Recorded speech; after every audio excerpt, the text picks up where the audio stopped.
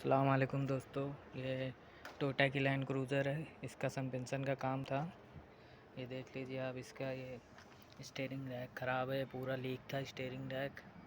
ये wall joint ख़राब है, एंड ख़राब है, लिंकेज रॉड ख़राब है, ये माउंटिंग ख़राब है, इंजन माउंटिंग ये हमने नहीं डाला।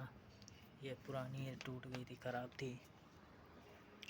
ये डीजल गाड़ी है टोयोटा की।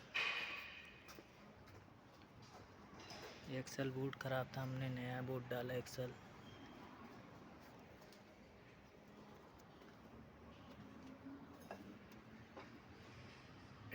ये इंजन इसका है।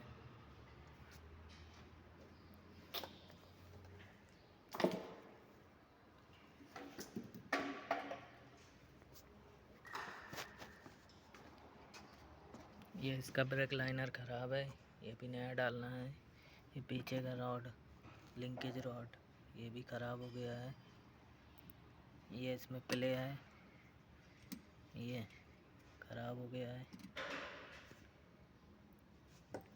इसका ब्रेक पैड है, ये भी अभी ठीक है, चलेगा।